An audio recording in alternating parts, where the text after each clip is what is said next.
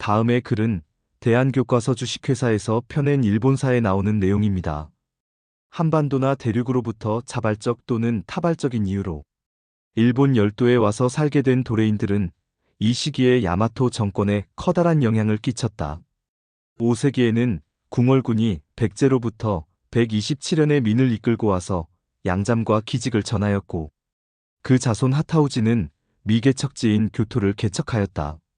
또한 백제의 박사왕인이 논어와 천자문 등의 유교와 한자를 전하였다. 또한 6세기 중엽 이후에 도래한 금레 한인들은 옛 도레인들을 압도하면서 6세기 후반 소가 시대부터 다이카 개신 645년 전으로 활약하였다.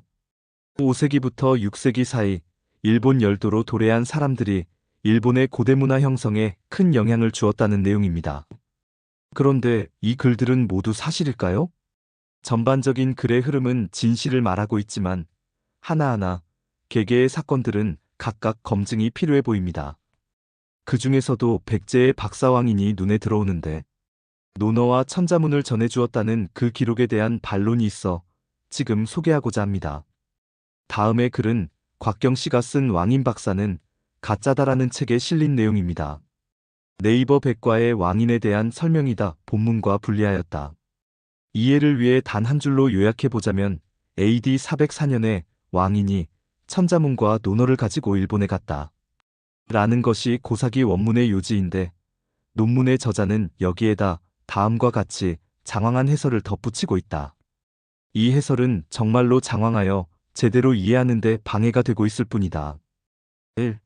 천자문은 AD 500년대 초에 처음 세상에 나왔고, 이때 논어 관련 참고서가 중국에 왕창 만들어졌다는 사실이 있는데, 이 사실을 통하여 일본 서기에는 AD 404년으로 기록되었지만 왕인이 실제로 천자문을 가져간 것은 500년대 초가 될 것이다 라는 결론이 나온다는 것이다. 3. 500년대 초와 404년으로 약 100년의 차이가 나는 이유로는 왕인의 후손들이 자기 가계가 유서 깊다는 사실을 강조하기 위해서 왕인의 활동 시기를 100년 전으로 끌어올려 404년으로 기록하였다는 것이다. 4. 그런데 일본 서기를 만들 때 옆에서 보고 있던 중국인들이 왕인을 100년 전으로 둔갑시키면 거짓이 탄로난다고 지적하였을 것이라며. 5. 이와 같은 연구에서 나온 종합결론은 404년이라는 기록은 그냥 두고서 일본 서기를 기록할 때 이러한 사실이 발각되지 않도록 책의 제목 다른 역사 기록인 고사기에서 나타나는 왕인이 가져갔다는 논어, 천자문 등의 책 제목은 감추고 그냥 경전에 능했다 하고만 기록하였을 것이다 라는 주장이다. 왕인 박사의 이야기는 일본 서기의 기록을 바탕으로 한 것이겠지요. 그런데 일본 서기에서는 왕인 박사가 AD 404년에 천자문을 일본에 전했다고 기록되어져 있는데, 문제는 천자문이 세상에 처음 나온 시기가 AD 500년대 초라는 것입니다. 시기적으로 봐서 불가능한 일이 발생한 것이죠. 물론 한자가 일본에 처음 전해진 시기는 5세기 이전으로 보고 있다고 합니다. 이처럼 불명확한 기록을 일본 제국주의 식민지 시절에 일제가 유독 강조하고, 또한 적극 활용한 것은 일제가 왕인 박사를 식민지 통치의 수단으로 써먹기 위해서였다고 저자 곽경 씨는 주장하고 있는 것입니다. 다음의 글도 참고해 보도록 하죠.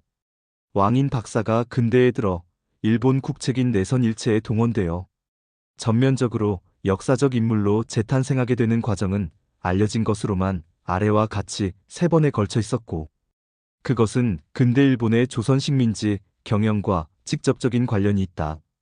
조금만 유심히 보면 드러나는 왕인의 허구성이 완전히 외면되고, 역사상 실존했던 인물로 둔갑한 왕인의 재탄생은 일본의 내선일체 정책에 따라 조선인들을 일본 천황의 황은에 감화하여 충성을 다한 조상왕인을 본받아 황민으로 만들려는 조선인의 통치에 그 목적이 있었다. 첫 번째 왕인 묘역 확대 정화 공사 1899년, 두 번째 왕인 신사봉찬회의 결성 1927년, 세 번째 박사왕인비 건립 1940년. 일본의 전통 종교인 신토에서는 일본 천황도 신에 포함되어 받들어졌는데, 조선인의 경우 신에 대한 숭배의 개념이 생소했던 것이 식민지 경영자들의 마음에 걸렸던 것이다. 그 대신 조선인들은 조상에 대한 숭배의 정신이 철저한 민족이므로 영리한 일본의 통치자들은 왕인이라는 조상을 끄집어내어 조선인 후손들에게 식민지 철학을 주입하는 데 이용한 것이다. 저자 곽경 씨는 일본 열도에 우리가 문화를 전수해 주었다는 사실 자체를 부정하는 것은 결코 아닙니다. 단지 일제 식민지의 잔재를 고쳐 바로잡고 보다 정밀하게 한일 고대사를 연구하고자 이 같은 주장을 하고 있는 것입니다. 저자 곽경 씨가 읽고 영향을 받았다고 하는 책들을 한번 보도록 하죠.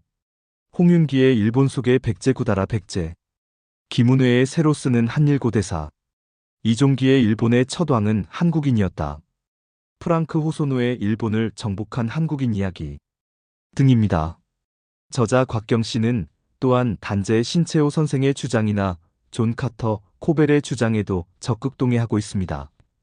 저자는 일본의 부정확한 주장에 부하뇌동하여 전남 영암군에 건립된 왕인 박사 유적지에 대해서도 몹시 부정적인 입장을 갖고 있습니다. 그러나 해당 공무원들이 이 같은 주장을 얼마나 귀 기울여 듣고 정책에 반영했는지는 알 길이 없습니다. 올 3월에도 전남 영암에서는 영암왕 임 박사 축제가 거행된 것으로 들어 알고 있습니다. 다 지어놓은 건물을 때려 부술 수도 없는 노릇이고 보기에 안타까운 면이 없지 않습니다. 저도 기본적으로는 곽경 씨와 비슷한 생각입니다. 저도 백제 왕가가 천황가로 유입되었다는 사실을 자체를 부정하지는 않습니다. 그보다는 백제가 지나치게 강조되다 보니 상대적으로 소홀하게 다뤄지는 가야의 역할에 더욱 주목하는 것일 뿐이지요. 그리고 그렇게 하는 것이 한일 양국의 설린에도 더 도움이 된다고 보고 있습니다. 아마도 백제 왕가가 일본 천황가로 유입되었다면 그때가 26대 케이타이 천황 때가 아닌가 합니다. 참고하시면 도움이 될 듯하여 알려드리고자 합니다. 다음의 글은 김은회 씨가 쓰신 새로 쓰는 한일고대사에 적혀있는 내용입니다. 게이타이 천황과 무령왕이 친형제임을 입증할 중요한 유물이 발견되었습니다. 일본 국보로 지정되어 있는 인물화상경 청동제입니다. 이 인물화상경은 503년 무령왕이 와우인 게이타이 천황에게 보낸 것으로 고증되고 있습니다. 이 화상경에는 이렇게 적혀 있습니다. 계미년 503 8월 10일 대왕의 연간에 남동생인 왕을 위하여 오시사카궁에 있을 때 사마께서 아우님의 장수를 염원에 보내주는 것이다. 계중비직과 예인 금주리 등 두 사람을 보내 최고급 구리쇠 200칸으로 이 거울을 만들었다. 사마는 무령왕의 이름입니다.